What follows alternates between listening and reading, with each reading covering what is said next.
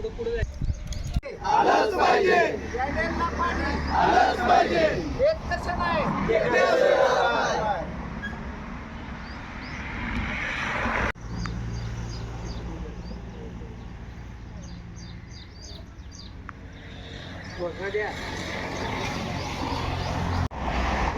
पाणी आलंच पाहिजे, एक कसं नाही प्यायला पाणी आलंच पाहिजे, प्यायला पाणी आलंच पाहिजे. एक कसं नाही दिवसापासून आपण उपोषण सुरू केलेलं आहे, आमरण उपोषण. या उजव्या कालव्याच्या काय सांगाल नक्की काय प्रकार घडला? साधारण प्रकार आम्ही 22/5ला 22/4 रोजी आम्ही निवेदन दिले होते की आम्हाला पाणी द्या. कॅनेलला पाणी टेल टू हेड पाण्याचं नियोजन असताना पाणी अचानक आमची वरची दारू चालू केली. त्यानंतर आम्ही काय केलं, संबंधित अधिकाऱ्याला कॉन्टॅक्ट केला आणि म्हणलं आमचं टेल टू हेड पाणी आणि तुम्ही वरची दारू कशी काढली, आमचं का पाणी काढत नाही. ते नंतर त्याने आम्हाला अधिकार केले की उत्तरे दिली की आम्ही 2 दिवसात तुमचे पाणी काढून देतो तुम्हाला. त्यानंतर 2 दिवसांनी आम्ही त्यांना विचारणा केली असता ते म्हणले पाणी वर गेले, आता आमच्या हातात पाण्याचं राहिलं नाही. त्यानंतर आम्ही आत्मदहन करायचं त्यांना पत्र दिलेले.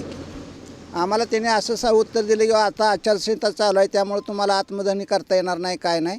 त्याने आम्हाला असं लिहून दिले की तुमचे 100-150 शेतकरी आमचं राहिलेत पाण्याचं, त्यानंतर तुमचं पंचनामा करतो आम्ही. एकतर पाणी देतो आणि पाणी नाही दिलं तर पंचनामा करतो, असं आम्हाला त्यांनी 3 तारखेपर्यंत लेखी दिलं. म्हणजे 1/5 ते 3/5च्या दरम्यान आम्ही तुम्हाला पाणी देतो असं त्यांनी आम्हाला लेखी आश्वासन दिलं. लेखी आश्वासन दिल्यानंतर आम्ही त्यांच्यावर विश्वास ठेवून आम्ही शांत राहिलो. त्यानंतर आम्ही 7 तारखेला त्यांना कॉन्टॅक्ट केला की बाबा असं तुम्ही लिहून दिले आम्हाला पाणी का नाही. त्यांनी परत आम्हाला लिहून दिले की तुमचं राहिलेल्या लोकांचं आम्ही पंचनामा करून नुकसान भरपाई देतो शेतकऱ्याची, ते बी नाही. त्यानंतर आम्ही आमरण उपोषण करायला बसलो. आज 3रा दिवस आहे साहेब. एकही पाटबंधारे विभागाचा अधिकारी आमच्याकडे साधा फोन देखील केला नाही. येऊन आमचे व्यथा जाणून घ्यायचा राहिला विषय, साधा फोन देखील केला नाही. आमचा पूर्ण भागात द्राक्षबाग डाळिंबाग ह्याच्यावर अवलंबून होता. आमच्या शेतकऱ्याला द्राक्ष काढायची वेळ आली तरी आमची अजून दखल घेत नाहीत. कोळकी या ठिकाणी कॅनल फुटल्यामुळं पुढचं पाणी बंद केलंय असं त्या जाधव मॅडमनी सांगितले, ज्या SC आहेत तिथल्या या कालव्याच्या. नाही, ही कालचा प्रश्न झाला.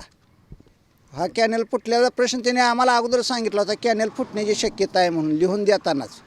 म्हणजे 22, 23, 24 तारखेला आम्हाला त्यावेळेस त्यांनी लिहून दिले की तुम्हाला आम्ही पाणी द्यायला तयार आहे म्हणून.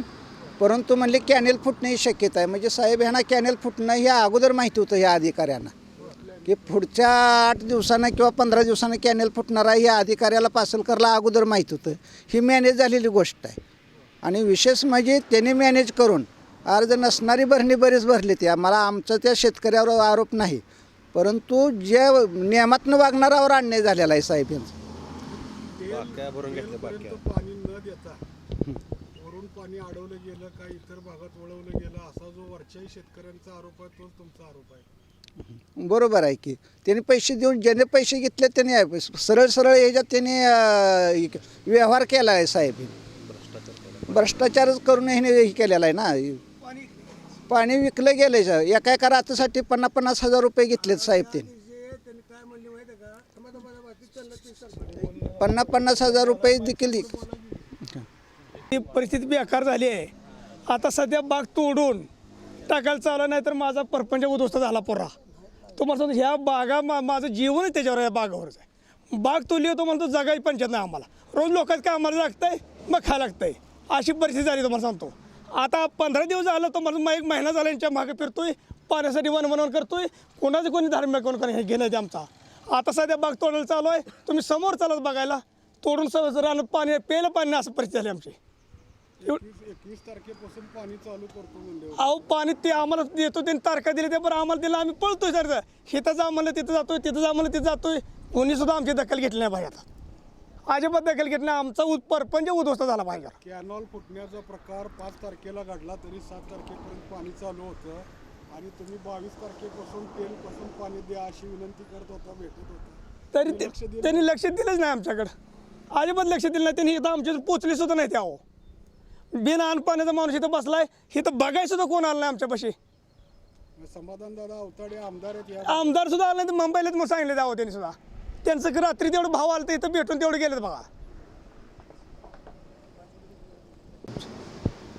कालवा फुटणारा याची कल्पना त्यांना होती असा तुम्ही धक्कादायक खुलासा आता केलेला आहे, तसं काय तुम्हाला बोलले होते का? बोलले होते की साहेब ते. आणि माझ्या देखत एकताना तिथं पोलीस प्रोटेक्शन होतं, महेश साठे होता, आमचे सगळे शेतकरी बांधव होते, ह्यांच्या समक्ष त्यांनी हे वाक्य केलेलं आहे. म्हणजे केवळ निवडणुका डोळ्यासमोर ठेवून पाणी चालू ठेवायचं आणि मतदान झालं की पाणी बंद करायचं, कालवा फुटलेल्याचं नाव पुढं करायचं, असा काय प्रकार घडला आहे? नाही आम्हाला इलेक्शनचं काय माहिती नाही, आम्ही पाण्यासाठी करतोय. कशासाठी यांनी असं केलं हे त्यांना विचारावं लागणार आहे. आम्ही कसं सांगणार ते कशासाठी झाले. तर आपल्या स्थानिक आमदार वगैरे यांना काय तुम्ही याबाबत भेटलाय? सगळ्यांना भेटलोय. निवेदन अवताडे साहेबांच्या कानावर काय बाजी घातली का? आमदार साहेबांच्या कानावर घातलेली गोष्ट, प्रशांत मालकाच्या कानावर घातलेले, सगळ्याच्या कानावर घातलेले.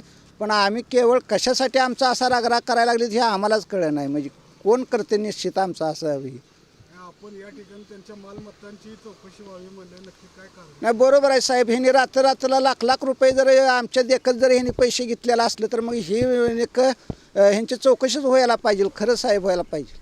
यांची एसीबी कडून चौकशी व्हावी. हो आमची पूर्ण मागणी आहे. आता ही जर नाही झालं तर आम्ही मुंबईला आंदोलन करणार आहे. मी इथून जर नाही आम्हाला न्याय मिळाला तर आम्ही मुंबईला आंदोलन करणार आहे साहेब. त्यांनी काल फलटणला जे आंदोलन झालं त्या ठिकाणी शब्द दिला की 20 तारखेपर्यंत आम्ही दुरुस्ती होती आणि 21 तारखेपासून आम्ही सुरू करतोय आणि जे 4 दिवस मधला गॅप पडलेला ते अठराचं पाणी सुद्धा आम्ही हेडपर्यंत काय वाटतं? पण त्यांनी तर किती होतं साहेब. त्याने येऊन हे जे ते म्हणतात ना त्याने आम्हाला येऊन दाखवू दे, सांगू दे की आमचं तर काय, आम्हाला फक्त पाणीच पाहिजे ना.